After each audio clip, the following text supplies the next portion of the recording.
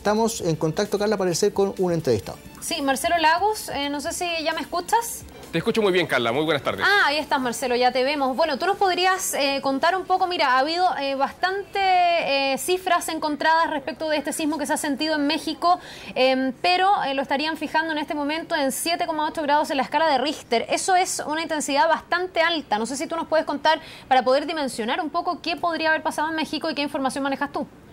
Hay que partir de la base de que las costas de Guerrero se localiza la principal calma sísmica de este país. Las costas de Guerrero, que es un estado donde la principal ciudad costera es Acapulco, recuerden que está en el segmento centro-sur de la costa pacífica de México, que está expuesta a subducción, al igual que las costas de Chile, donde la placa de Cocos, la placa pacífica subducta bajo la placa de Cocos. Es una zona que tiene un pasado de terremotos y tsunamis. Particularmente las costas de Guerrero no incuban, no producen un gran terremoto hace mucho tiempo y se está esperando. Hay que recordar que el terremoto de 1985 fue un terremoto que ocurrió un poco más al norte, principalmente frente a las costas de Lázaro Cárdenas, y que todos conocemos el impacto que tuvo particularmente en el DF, en el distrito principal de esta ciudad. Un terremoto con características 7.6, 7.8, y esta variación pasa porque este evento ocurrió hace pocos minutos atrás y por lo tanto la estimación exacta de la magnitud se va a conocer a medida que se tengan más datos. Tiene potencial tsunamigénico, es un evento muy somero, muy superficial, con 10 kilómetros de profundidad. Claramente es un evento que está localizado en el borde, en la costa. Sin embargo, su magnitud está en el umbral para generar tsunamis. Lo que pude detectar rápidamente en línea es de que las estaciones de nivel del mar de Acapulco, Lázaro Cárdenas, no registran anomalías evidentes de cambio vertical del nivel del mar, por lo tanto no se vería rápidamente la evidencia concreta de un tsunami. Sin embargo, hay que recordar que gran parte del poblamiento de la costa pacífica de México no solamente es Acapulco o las grandes ciudades, sino que tiene numerosas pequeñas localidades de gente que vive de la pesca, que vive del recurso natural, estar cerca del borde y que están altamente expuestos a este tipo de fenómenos. Hay que partir de la base que no se recuerda bien, pero por ejemplo el terremoto de 1985 generó un tsunami en las costas de México que barrió, por ejemplo, con Barra de Potosí, desbordando y destruyendo numerosas viviendas cercanas al borde costero. Sí, ¿qué significa o qué garantías para decir que no va a haber un tsunami significa que haya un epicentro en tierra? Porque así ha sido en este caso, según lo están reportando a esta hora los organismos especializados. Sí, pero ¿qué pasa? Que hay que hacer una analogía. La analogía es la siguiente. Cuando se quema una casa, ¿qué te interesa? ¿Si se te quema la casa completa o te interesa en el enchufe donde partió el interruptor?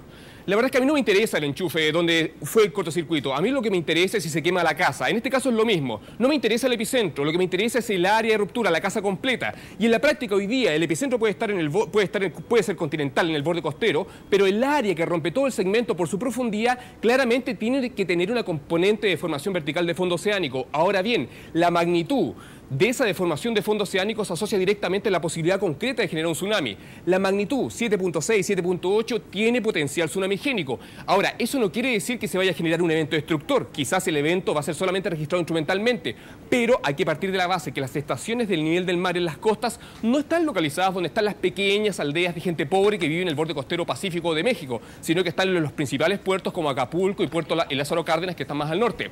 Por lo tanto, es probable que localmente hayan anomalías del nivel del mar que se traduzcan en fuertes corrientes y que sean un peligro para la gente que vive en el borde costero, pero eso en este momento no lo sabemos.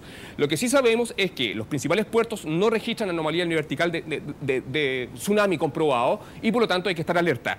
Existe un protocolo internacional que dice que si durante 2 horas las estaciones de nivel del mar cercanas al terremoto no registran anomalías evidentes, se descarta la alerta de tsunami. Y en este momento el Centro de Alertas de Tsunami del Pacífico ha elevado una alerta. Estamos todos alerta de lo que está pasando y a medida que vayan recopilándose datos va a ver si se baja o sencillamente se formaliza, se extiende. Marcelo, habla Juan Carlos Campo acá de Santiago. Hola, muy buenas tardes, Carlos. ¿Cómo estás?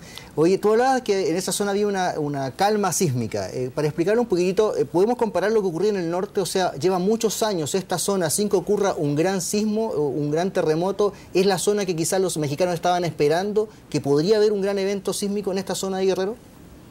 Es una zona que ciertamente tiene un pasado de grandes terremotos, pero no ha ocurrido últimamente. Por su magnitud, el evento ocupa parte del segmento centro-sur centro-sur de la calma sísmica de Guerrero. Ten en cuenta que Guerrero es un estado y este segmento debe tener por lo menos unos 350 kilómetros sin actividad sísmica. Yo diría que es parte de un lugar de las costas de México que está altamente tensionado, que está incubando un potencial terremoto que en cualquier momento podría ocurrir, pero las características del evento no veo que cubran por completo estas zonas sin sismicidad en los últimos años.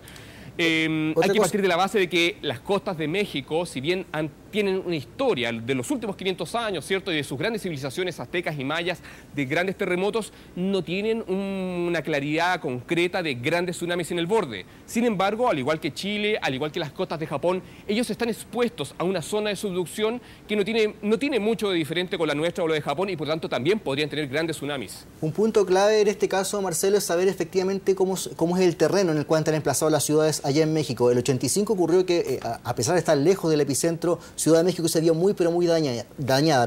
¿Tienes algún antecedente de cómo es la situación en el estado de Guerrero en cuanto al terreno? Absolutamente. Es mucho más duro, más blando. ¿Podría haber pasado que ocurriera un gran evento sísmico, pero que el daño fuera menor por cómo es el terreno en esa zona, o es tan blando como en Ciudad de México? Mira, hay que partir de la base de que las costas de Michoacán, donde fue el terremoto de 1985, son costas rocosas, acantiladas, que las conozco a la perfección, porque participo en un proyecto de investigación de riesgo de tsunami en toda la costa pacífica de México hace 3 años y terminamos el 2016. Lo he recorrido con propiedad. Ahora, lo que te puedo decir es que las costas de Oaxaca y las costas de Guerrero son generalmente zonas bajas, zonas de arenas muy blancas, donde generalmente hay lagunas interiores, son zonas tropicales, de mucho calor, de insectos, de caimanes, y generalmente las zonas elevadas están relativamente distantes en algunos lugares. En algunos lugares tú tienes pequeños cerritos cerca que permiten que la gente rápidamente evacúe en un peor escenario a zonas elevadas, pero en términos generales predominan asentamientos en barras de arena. Por ejemplo, es muy común encontrar el sector de La Barra, Playa La Barrita, Barra de Potosí. Generalmente son asentamientos pobres, de gente que depende del recurso marino y que se localizan en especies de ramadas en el borde costero y que evidentemente están muy expuestos. Es más, hace unos años atrás, recuerdo que el 2009, evaluamos la percepción del riesgo de tsunami en México. ¿Cuánto sabe la gente sobre la posibilidad de que ocurran grandes eventos en la costa con consecuentes tsunamis? Y las conclusiones fueron categóricas. En rigor, no saben concretamente lo que puede pasar, porque lo más recurrente para ellos son los huracanes, las lluvias intensas, el terremoto de 1985, pero la verdad es que su relación con la amenaza de tsunamis no es como la que tenemos en Chile o bueno, particularmente lo que pasó en Japón. Yo diría que en términos de... Ahora, desde el punto de vista de diseño sísmico, México aprendió lecciones. Hay que partir de la base que el terremoto de 1985, que afectó particularmente el DF, se fortaleció la norma de diseño sismo resistente en México y todos entendimos de que la capital de México está localizada sobre relleno de una zona lagunar y por lo tanto se amplificaron las ondas y pasaron toda la destrucción que nosotros vimos esa vez. Particularmente el borde del segmento de Guerrero Sur y Oaxaca son zonas más deprimidas, son ambientes más seniles, donde predominan zonas planas, que yo creo que la principal amenaza ahí sería la de tsunami por sobre la de terremoto. Marcelo, a esta hora se están reportando también varias réplicas, así lo hace sentir la gente a través de Twitter. Supongo yo que este es un proceso bastante normal y que un sismo de estas características o de esta dimensión de un 7,8, como se está diciendo, trae consigo bastantes réplicas, ¿no? Totalmente. Siempre asociado a un evento principal van a haber eventos posteriores conocidos como réplicas y que de alguna forma su localización en las próximas horas nos van a ir dibujando en superficie el área que rompió o el segmento de la ruptura. Dadas las características del evento, todo indica que es un evento de subducción, dada su profundidad a 10 kilómetros. Claramente deberían los mexicanos estar alerta a potenciales réplicas en cualquier minuto. Tú decías que conoces muy bien la zona. Me interesaría saber efectivamente, además de cuánto se mejoró, como decías tú, la construcción, que lo mismo ha pasado en Chile. Cada vez que hay un terremoto se mejora la norma de construcción, en cuanto a la posibilidad de que con el paso de las horas nos enteremos de muchos más daños que podría haber ocasionado este sismo, porque hasta ahora la autoridad ha desmentido cualquier tipo de daño. Se apresuró bastante en decir que está todo normal, que no hay daño y que no habría mayores inconvenientes insisto, hasta ahora, Sí. ¿qué crees tú, cómo lo visualizas que podría ocurrir ahí? Marcelo, solo para acotar una cosita antes de, porque el presidente Calderón acaba de volver a tuitear en su cuenta y ha dicho que efectivamente se ha corregido por parte del Servicio Sismológico de México a un 7,8, que esa sería ya la cifra oficial que está dando el gobierno mexicano. Por tanto, es un sismo bastante importante.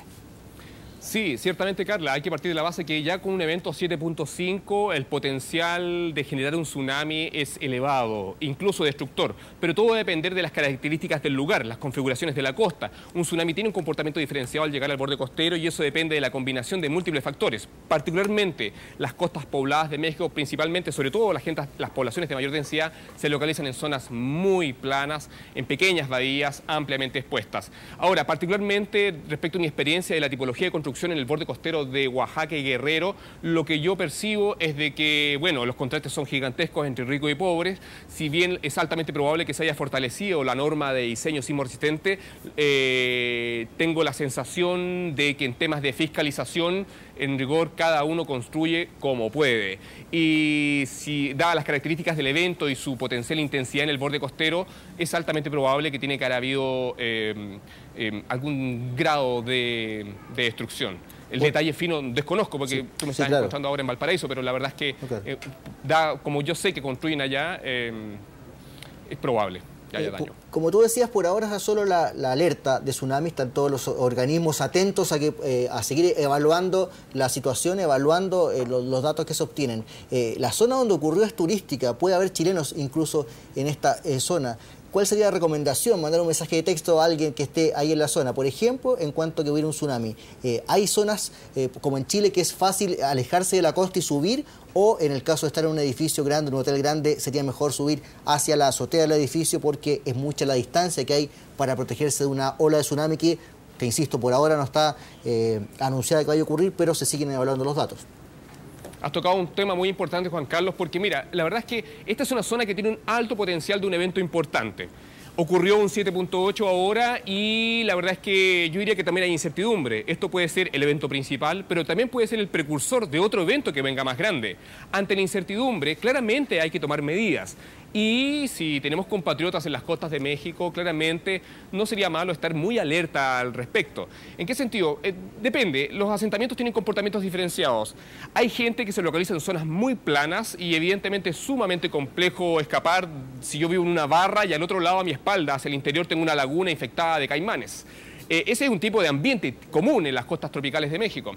Ahora, hay otro tipo de ambientes que están un poco más al norte, Acapulco, que está claramente en una bahía confinada y cerrada, y con alturas rápidamente la gente puede evacuar rápidamente a zonas elevadas. Hay zonas más turísticas, como mencionas tú, un poco más al norte de Acapulco, Zihuatanejo, Ixtapa, que son lugares que generalmente el pueblo en sí, el pueblo histórico, está en las partes bajas, pero gran parte de los resorts y toda la parte turística está en la zona acantilada para aprovechar la vista y el potencial escénico que tienen sus costas. Entonces, yo diría que hay que estar alerta la zona turística está más resguardada. Ciertamente es una alternativa. Está más resguardada en el fondo la zona turística habitualmente. Ha estado más resguardada en cuanto a la construcción, que es mucho más peligroso para la gente que vive ahí, que tiene mayor precariedad en cuanto a su construcción. Sí, la verdad es que México no tiene un pasado de destructores tsunamis. Chile en 1960 tuvo un gran tsunami que de alguna forma ha marcado un gen que de alguna forma quedó en evidencia que en el 2010 solamente tuvimos 156 víctimas más 25 desaparecidos, 181 en total. Esa percepción del peligro, ese permanente estar esperando en Chile de que cuándo viene el próximo, eso no es tema en gran parte de las costas de México. Quizás hoy día hay sensibilidad producto del gran tsunami del 2010 en Chile y el reciente gigante en Japón el 2011. Pero yo diría que en términos masivos, gran parte de la población que vive en el borde costero no está apropiada del conocimiento y si tú no sabes concretamente a qué peligros estás expuesto, claramente tu vulnerabilidad aumenta. Y que no haya ocurrido no quiere decir que no vaya a ocurrir. O sea, en Indonesia no había ocurrido prácticamente nunca, no había antecedentes, digamos, cercanos y efectivamente ocurrió un tsunami devastador. Ciertamente has tocado un tema clave y hay que partir de la base de que los tiempos de incubación de eventos importantes también hoy día hay mucho de desconocimiento. Claramente hoy día estamos viendo que hay ciertas ciclicidades que se combinan con superciclos de eventos que se pueden incubar en 3 siglos o en 1000 años, como lo que pasó en Japón con un evento que no ocurría hace más de 1000 años y es por eso que fueron sobrepasados.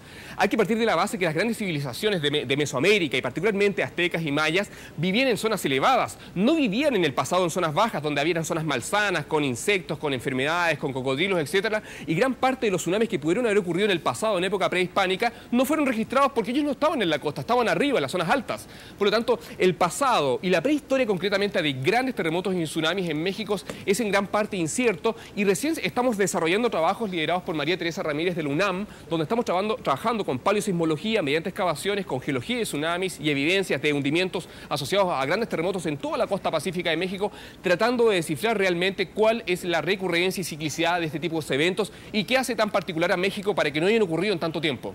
Sí, Marcelo, mientras estamos conversando contigo, estamos viendo también ahí a pantalla dividida parte de imágenes que nos comienzan a llegar.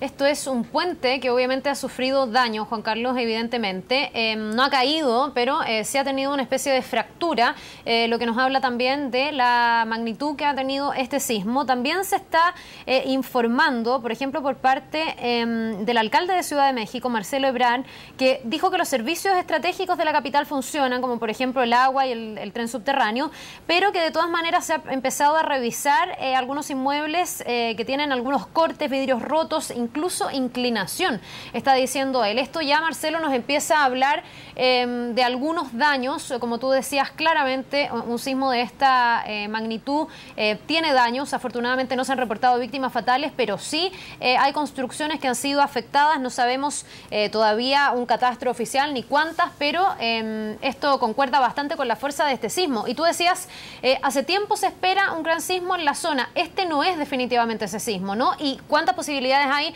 de que en el corto plazo pudiese haber ese gran sismo? Entre más tiempo transcurra, la probabilidad aumenta.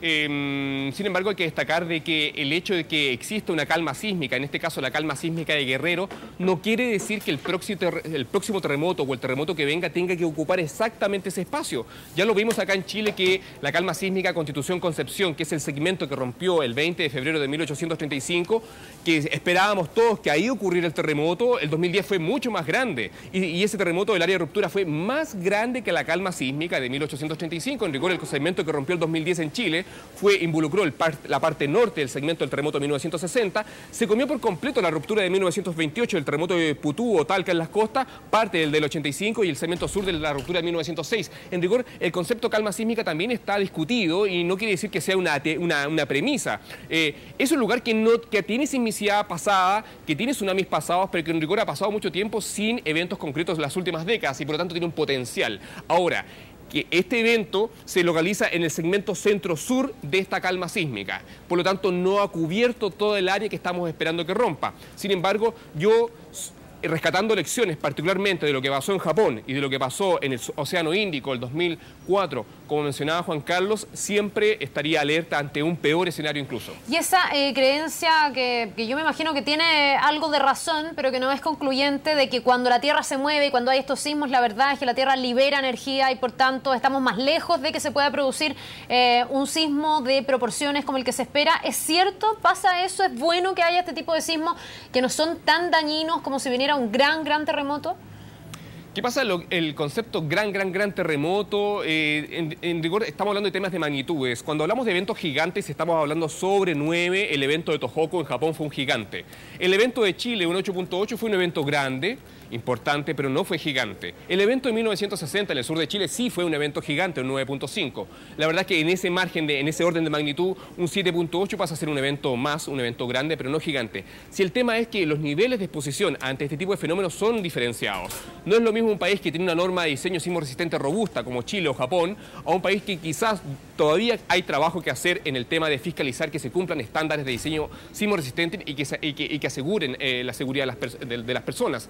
Yo la verdad es que estaría alerta a las imágenes, pero más que de lo que está pasando en el DF, en la zona central, que es la más poblada, ¿cierto? Una mega urbe, ¿cierto? En México, de las imágenes que nos lleguen del borde costero, porque el borde costero está altamente expuesta, particularmente en las pequeñas localidades del norte de Oaxaca y el sur de Guerrero. Eso te iba a comentar, en el fondo, que evidentemente las primeras informaciones que reciben tanto los medios como las autoridades son de la zona de Ciudad de México, que es la preocupación fundamental por lo que vivieron en el 85, pero me imagino que va a tardar un poco en llegar información de la zona más en la costa por el tema de las comunicaciones. Yo no sé si tienen algún sistema de comunicación interna, algún sistema, alguna oficina de emergencia en México que les permita recabar antecedentes en forma rápida, independiente, que colapsen o no las líneas telefónicas, por ejemplo.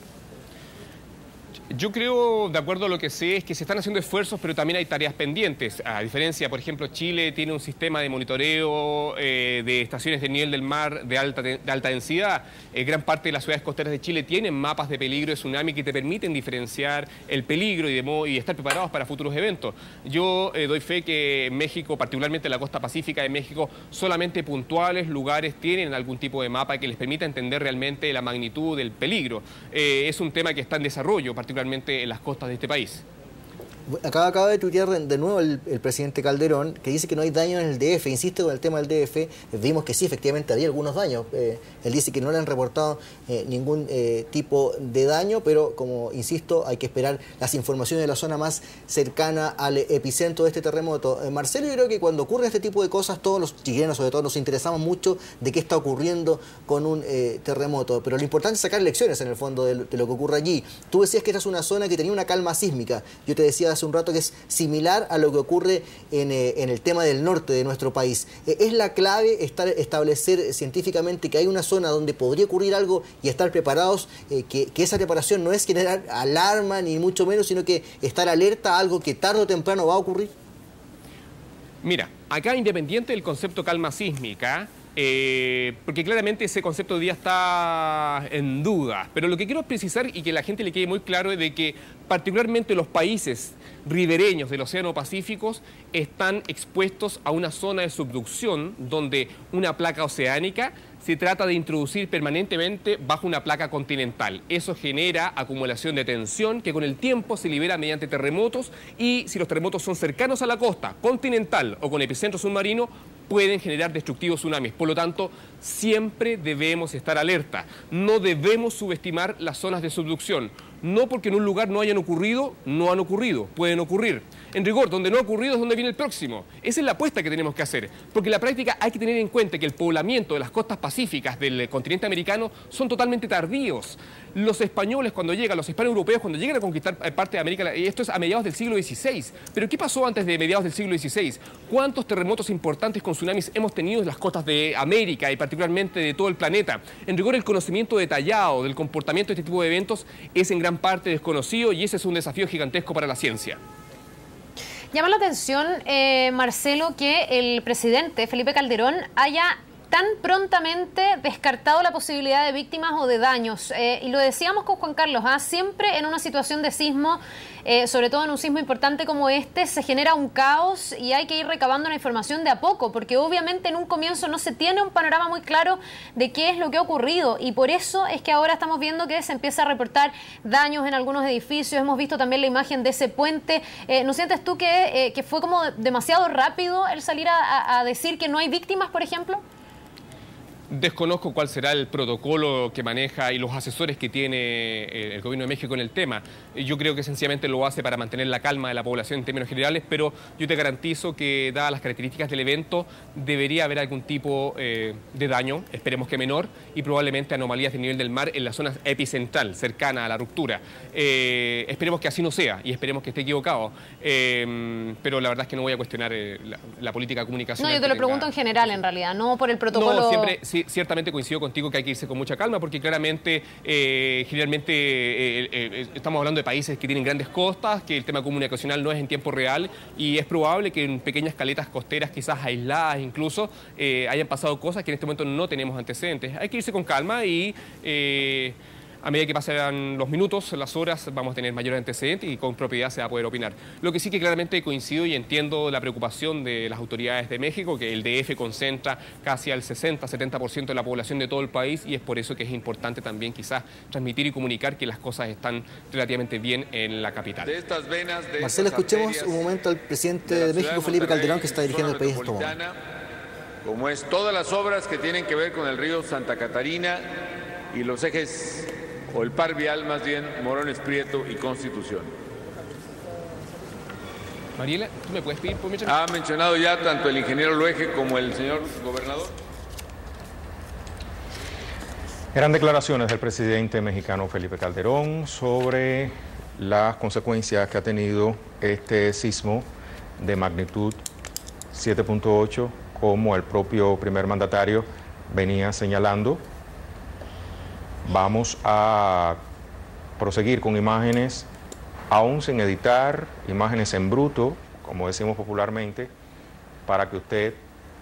Bueno, ahí veíamos, estaba el presidente Felipe Calderón haciendo un balance de los daños, confirmando en definitiva, Juan Carlos, esta cifra de 7,8 grados en la escala Richter, luego de bastantes cifras que se manejaron.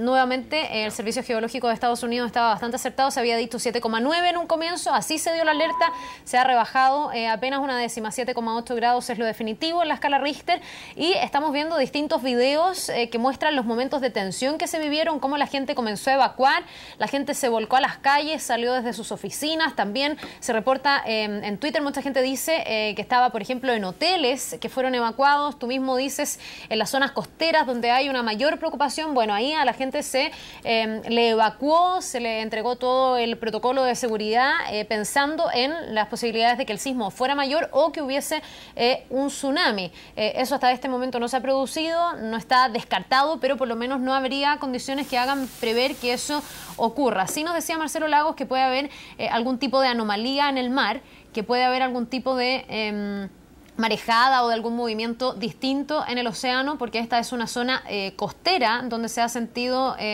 este sismo. Recordemos que fue en el estado de Guerrero, a una profundidad de 15 a 18 kilómetros es lo que se está manejando, un epicentro que fue en tierra, no en el mar, pero de todas maneras nunca se descarta el riesgo y siempre hay que estar bastante atento. Ahí estamos viendo las imágenes de cómo la gente evacuaba luego del sismo. No sé si está Marcelo todavía en contacto con nosotros. Estoy aquí. Marcelo, tú delante comentabas, quería que podemos explicar un poquito más ese tema, que es, uno cuando dicen alerta de tsunami está pensando en que va a venir una gran ola, que es lo que uno ve habitualmente en estos grandes tsunamis, grandes maremotos. Sin embargo, lo que se reporta también como tsunami a veces son variaciones del mar que son bastante mayores a las habituales. ¿Podría explicar un poquito cuál es la diferencia y cuán importante es tener esta información? Un tsunami sencillamente es una anomalía del nivel del mar. Una anomalía al nivel del mar puede ser centimétrica y solamente registrada instrumentalmente, como pueden ser ondas de grandes amplitudes decimétricas que superen los 10-20 metros sin ningún problema. Ahora bien, hay tsunamis y tsunamis, como hay temblores y temblores. Hay temblores que sencillamente no los sentimos, son imperceptibles. Hay algunos que son perceptibles y nos llaman la atención, y hay algunos que son altamente destructores. En tsunamis pasa lo mismo. Tenemos escalas de intensidad y magnitud para tsunamis. Hay tsunamis que no producen nada daño, que solamente son registrados por instrumentos, mareógrafos en las costas. Y hay tsunamis que claramente pueden ser altamente destructivos, como lo que vimos en Japón y en Chile el 2010 y 2011 respectivamente.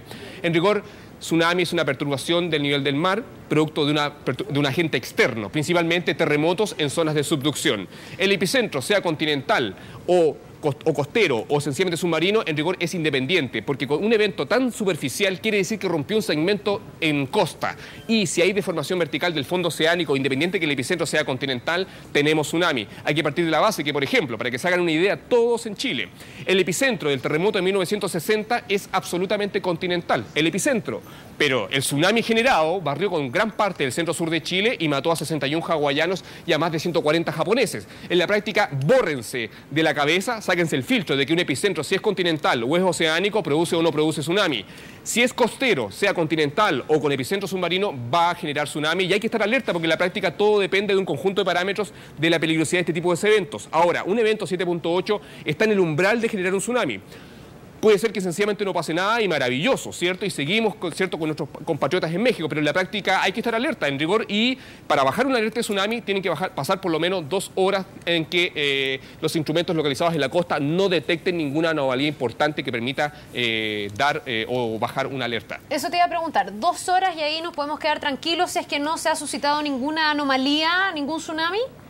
Ciertamente, y los principales puertos cercanos al evento, al sur, ahí en las costas de Guerrero y Oaxaca, es el puerto de Acapulco, que tiene un mareógrafo instalado. También está el gran puerto de Lázaro Cárdenas, también un poco más al norte, en el estado de Michoacán, en la costa, que también tiene un instrumento instalado. Y hasta el momento, por lo menos yo lo que alcancé a revisar antes de esta entrevista, en vivo no detecté anomalía evidente. Sin embargo, esos instrumentos están instalados en puertos, con ciertas características, con una topografía submarina dada. Es distinto a lo que puede haber pasado puntualmente en localidades costeras sencillas, localizadas cerca de la zona epicentral, que están altamente expuestos porque generalmente son pescadores que viven muy cerca de la línea de costa. Actualmente acá en Chile, cuando ocurre un evento de este tipo, nos preocupamos mucho de la magnitud y empezamos a especular si fue temblor, terremoto, qué tan cerca de nuestra nomenclatura casi de cultura en general implica esto. Al final no hay una norma, no hay una... En inglés es más fácil, tiene una sola palabra y es un movimiento de la Tierra.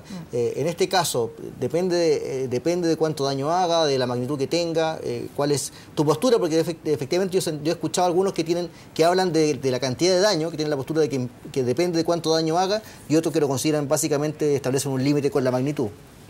Sí, has tocado un tema. ¿Qué pasa? Que lo bueno del español y del castellano, nuestro idioma, es que tiene un lenguaje que nos permite decir muchas cosas que quizás las podríamos decir con muy pocas palabras, a diferencia del inglés, que siempre es muy directo. Valorando lo del español, lo del castellano, terremotos generalmente se asocian en países como los nuestros con daño, tal como tú dices. Y sismos se asocia generalmente con un evento que no produce tanto daño, y ahí vienen los adjetivos de sismo de mediana intensidad. Ciertamente para los países que usan el inglés sencillamente hablan de terremoto, earthquake, y terremoto es terremoto, no hay diferencia. Hay terremotos destructores, hay terremotos intermedios, hay terremotos pequeños, pero todo es terremoto. Si hay daño, en Chile le llamamos terremoto. Si no hay daño, sencillamente es un sismo más. Sin embargo, claramente queda en evidencia que en Chile un evento 6.9 probablemente no genera ningún tipo de daño importante y le llamamos sismo, pero un 6.9 probablemente en Haití sencillamente mate a miles de personas. Sí, no, solo para ir complementando mientras vamos conversando, ya nos empieza a llegar información también, Marcelo, lo decíamos, es muy normal que luego de este sismo pueda haber réplicas. Efectivamente, por lo menos hay dos más o menos fuertes que han sido constatadas, una de 5,3 grados que se registró a 55 kilómetros al suroeste de la localidad de Ometepec, esto en el estado de Guerrero, justamente donde fue el sismo, y después otra de 5 grados que tuvo lugar media hora después, 21 kilómetros al este de la misma localidad. Seguramente, Marcelo, debe haber otras réplicas incluso que no logran ser perceptibles, ¿no? Porque viene como una cadena de réplicas, por lo menos en lo que ha sido la experiencia aquí en Chile. Sí, totalmente. El Servicio Geológico de los Estados Unidos o el sistema de monitoreo en línea al cual estamos todos accediendo en este momento muestra los principales eventos. Hay muchos eventos puntuales que no son percibidos y que lo más probable están de alguna forma reconstruyendo, dibujando en superficie el segmento del área que rompió. En todo caso, el tema de la actualización de datos se va sucediendo en forma bastante rápida, porque, por ejemplo, ahora, por tercera vez, la USGS ha modificado su estimación de magnitud y la ha establecido a 7,4. Y los mexicanos se fueron a 7,8, que era una de las primeras que había dicho Estados Unidos. Insistimos, es parte de cómo se analizan y se estudian el tema de los sismos cuando ocurren, porque se van obteniendo distintas informaciones de acuerdo a dónde estén ubicadas los distintos sismógrafos y la rapidez con que se obtenga la información. Ciertamente, y aparte que los datos sísmicos que son registrados en distintas partes del planeta después tienen que ser interpretados por un ser humano, por un sismólogo.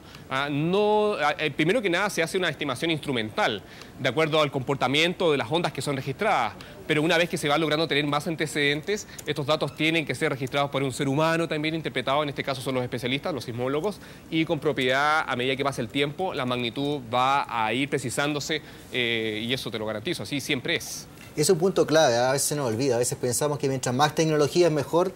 Lo importante es que acá hay gente experta detrás que está interpretando, que está buscando la información para entregarla de la manera más rápida posible, no solo por ganar una competencia que la entrega más rápida, sino porque es clave para establecer alertas para la población, para que tenga mayor seguridad, por ejemplo, en el caso de los tsunamis.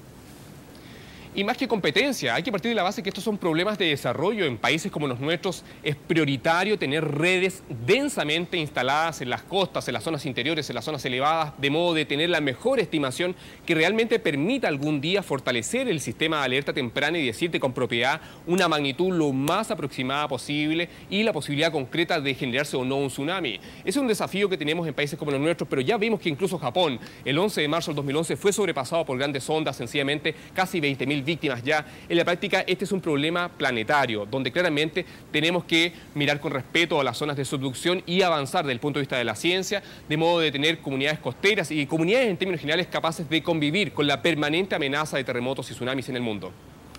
Sí, Marcelo, seguimos revisando esas imágenes de los daños que se han producido en México, en el estado de Guerrero, también en el Distrito Federal y en distintos lugares de esta zona que ha sido afectada por este sismo. Estoy mirando las redes sociales, la verdad está todo el mundo hablando de aquello, por lo menos en Twitter rápidamente el hashtag Acapulco y también Fuerza México se han convertido en los más mencionados y todo el mundo muy atento a todo lo que ha ocurrido en México. Yo no sé cuánto tiempo puede pasar en que tengamos un reporte oficial respecto de los daños. Se está intentando hacer un catastro, ha salido la Policía Civil también a poder determinar en terreno qué es lo que ha ocurrido. Pero mira, ahí tenemos, por ejemplo, Juan Carlos, una imagen bien importante de un auto que ha resultado ahí con serios daños. Yo no alcanzo a percibir, pero entiendo que ese puente fue el que se dio, ¿no? Una pasarela, sí. Se cayó un puente encima de un vehículo, se ve como una camioneta, un camión 3/4 de estos camiones 3/4 al parecer, sí. Y también nos ha llegado información de gente que está en México, que decía que había otra información que había un bus de la locomoción colectiva que también había sufrido la caída de un poste, que no se había reportado todavía, no tenían antecedentes de heridos, era una información preliminar, pero insistimos, va a ser la situación que vamos a ir viviendo en los próximos minutos, de informaciones que van a ir apareciendo en cuanto a los daños que generó este sismo allá en México. Sí, ha hablado también el embajador chileno, Roberto Ampuero, destacando que hasta el momento no hay reporte de daños importantes, diciendo que las autoridades reaccionaron bastante rápido, es lo que estoy leyendo, y que todo se ha manejado muy bien en la entrega de información, es lo que señala él, tomando en cuenta el caos que se vivió, por supuesto, luego de este sismo. Vimos a la gente evacuando desde sus lugares de trabajo, desde sus casas, desde hoteles. Yo me imagino, Marcelo, que va a pasar bastante tiempo para que podamos tener una cifra definitiva, digamos, de la magnitud que tuvo efectivamente este sismo, porque nuevamente ha habido una corrección a la baja por parte del Servicio Geológico de Estados Unidos. Lo está situando ahora en 7,4 grados. Es mucha la diferencia que hay entre un 7,4 y un 7,8, tomando en cuenta que todo esto va creciendo de manera exponencial, o ya cuando estamos sobre el 7 o cerca del 7,5 estamos ya ante un sismo importante. O sea, hay que partir de la base de que un evento 7.5 tiene potencial de generar tsunami, pero está justo en el umbral de generar un evento destructivo. Generalmente sobre 8 ya tenemos que estar muy alertas y la posibilidad es casi inminente de un tsunami en las costas. Yo creo que con el tiempo ya transcurrido del terremoto, la magnitud del terremoto estimada, calculada, mejor dicho, ya no debería variar más de lo que ha variado desde el momento que se emitió y se estimó su magnitud. Ciertamente las magnitudes son exponenciales y un evento 8 es muy distinto de un 9 y un 7 evidentemente es mucho menor que un evento 8. Lo particular es qué pasó en el borde costero. Hoy día claramente las señales que nos están llegando indican daño asociado a colapso, a puente dañado, a escombros quizá, a murallas que colapsaron, pero sería interesante saber qué pasó en la costa y eso pasa por entender realmente qué habrá pasado en las pequeñas caletas pesqueras y aldeas que están localizadas muy expuestas en las costas del sur de Guerrero y el norte de Oaxaca. Dos informaciones, una que ya están estableciendo algunos datos de cuánto podría haber dañado o cómo está funcionando el sistema en México. Señalan que las centrales eléctricas, por ejemplo, están funcionando de manera correcta, toda la línea de transmisión también eléctrica está funcionando, pero son informaciones de como que se van acercando hacia el epicentro, todavía no llegan al punto fundamental. Y otra información que yo lo había señalado antes de tener contacto contigo, Marcelo, es que había ocurrido otro gran sismo hoy día, un 6,2 después del de México, en la zona de Indonesia. Y claramente no tiene relación uno con otro. No sé si nos puedes explicar por qué no tendría relación un sismo con otro en forma directa, digamos. Bueno, de alguna forma tú ya te anticipaste, ciertamente no tiene ninguna relación, sin embargo hay que entender que el planeta Tierra está compuesto de numerosas placas tectónicas y en este caso las costas de Indonesia es una zona sísmicamente activa, una de las más activas del planeta junto a Japón y Chile, por lo tanto no tiene nada de raro que ocurran sismos de magnitudes relativamente importantes en Indonesia o en las costas de México, Chile o Japón. Ahora, si la distancia entre cada evento es unos pocos minutos, la verdad que es sencillamente una absoluta coincidencia, yo no buscaría ninguna relación entre ellos.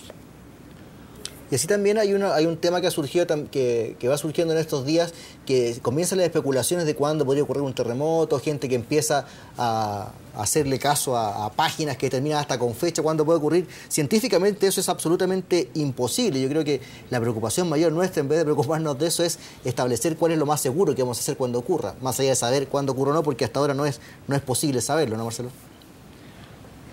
O sea, la verdad es que hay avances. Hoy día estamos en el siglo XXI y se está avanzando en tratar de anticiparse a eventos de magnitud relevante. Sin embargo, hoy día no existe comprobadamente un pronóstico capaz de realmente anticiparse y decirte tal día, tal hora viene un evento y por lo tanto no tenemos un sistema de alerta temprana que te diga dónde viene el próximo terremoto. Pueden haber esfuerzos puntuales, pueden haber bioseñales, pueden haber señales instrumentales, precursores, etcétera, pero en la práctica la condición no se ha cumplido siempre y por lo tanto nadie puede ser categórico y decir sí, este método es infalible. Cuando tengamos un método infalible, realmente vamos a estar hablando de predicción y mientras no tengamos ello, sencillamente tenemos que prepararnos y estar siempre alerta y aprender a convivir permanentemente con el riesgo. Quizá el dato más importante, el que tú señalabas, lo habíamos comentado también antes con Carla Zunino, que es el hecho de no centrarnos tanto en dónde es el epicentro, que quizás fue uno de los problemas que se generó, por ejemplo, para el terremoto acá en Chile el 2010, esto de establecer que pensar que porque está en tierra firme no va a haber ningún tipo de tsunami, que lo que importa es el tamaño de la fractura. ¿Con cuánta velocidad se establece efectivamente cuán grande fue el tamaño de la fractura de un terremoto, como por ejemplo el que acaba de ocurrir en México? La verdad es que la magnitud ya es una primera estimación. Ten en cuenta que las placas tectónicas generalmente rompen en promedio a 3 kilómetros por segundo y dependiendo cuánto dure un terremoto, más o menos tú puedes tener una idea tanto de la dimensión de la dislocación como también de su magnitud, aproximadamente. Pero ya con sencillamente 2 minutos o cerca de 2 minutos que dure un terremoto, estamos hablando ya de un evento lejos sobre 8. El terremoto de Japón, por ejemplo, duró casi 6 minutos, es un 9, y el tiempo que dura el evento, a no ser que sea un caso especial, que son los terremotos lentos, se asocia a la longitud de ruptura. Eso es otro importante, así se estudian los terremotos en la historia, con los antecedentes de la gente, cuánto duró. Por ejemplo, cuánto duró un rezo cuando no había sismógrafo y en qué claro, etapa se sintió, o sea, en qué ciudad se sintió. Y así se puede saber, por ejemplo, la magnitud estimada. Creo que a veces, Marcelo, hemos ido abandonando estos datos que son bastante sencillos, bastante simples, como para tener información. Estamos siempre esperando la mayor tecnología.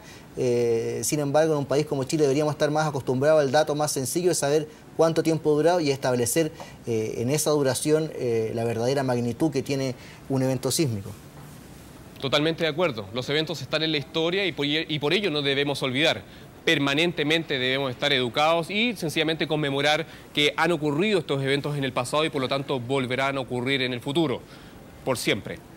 Se ha dicho, o lo ha dicho por lo menos el embajador de Chile en México, que esto ha durado 45 segundos. Eso es lo que él dice. Yo no sé si será lo oficial. Me imagino que también va a haber una información oficial, pero 45 segundos es bastante corto, Marcelo. Sí, y se asocia con la magnitud.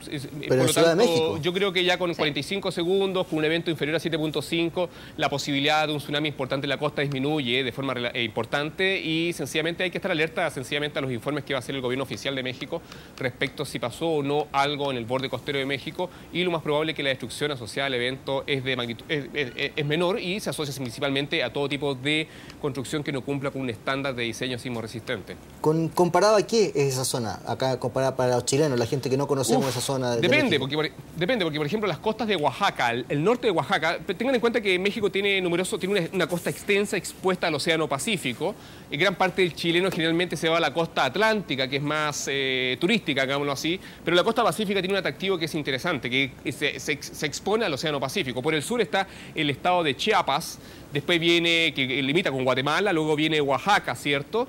Luego viene Guerrero, donde está Acapulco, que es lo más conocido quizás por algunos, luego viene el estado de Michoacán, que es más rocoso, es más en altura, y así nos vamos hacia el norte hasta llegar al límite con los Estados Unidos.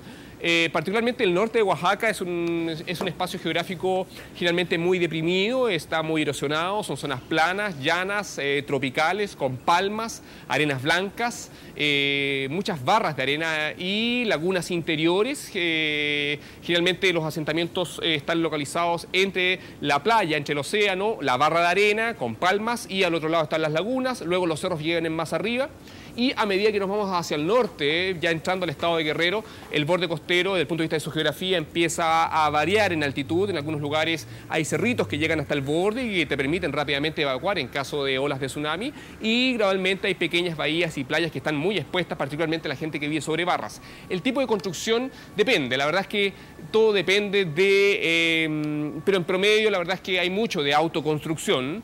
Yo diría que no hay mucho de fiscalización desde el punto de vista de sismo resistente en términos de diseño y generalmente la gente pobre vive en condiciones muy pobres. Por ejemplo, el norte de Oaxaca, en la costa, mucha gente vive en palapas, que se llama. Las palapas son construcciones muy sencillas hechas de caña y con palmas arriba le hacen el techo porque las temperaturas te permiten sencillamente vivir así sin ningún problema. Ellos claramente viven de forma muy sencilla. Ahí hay otra gente que construye con concreto, con ladrillo, pero generalmente hay mucho de autoconstrucción, de eso doy fe.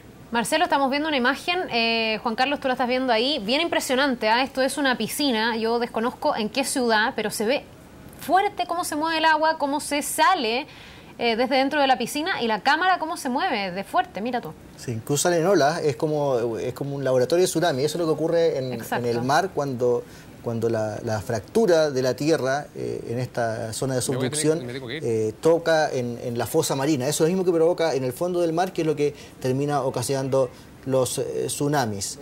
Es realmente impresionante, como decía Carla, que ahí como decía, verdaderas olas que generan esta piscina que dan cuenta de la intensidad con que se sintió este sismo en México. Marcelo, yo entiendo que tú también te tienes que ir. Te agradecemos por habernos acompañado durante todo este tiempo, tratando de entender un poco mejor lo que ha ocurrido en México. Nos vamos a quedar muy atentos, obviamente, a toda la información oficial que va saliendo, pero siempre tener la visión de un experto como tú, que nos hayas podido contar y hacer el símil también con lo que ha ocurrido en nuestro país, es sumamente importante para nosotros. Así que te agradecemos este contacto. Que tengas un excelente día. Igualmente, Carla y Juan Carlos. Adiós. Chao, Marcelo, que esté bien.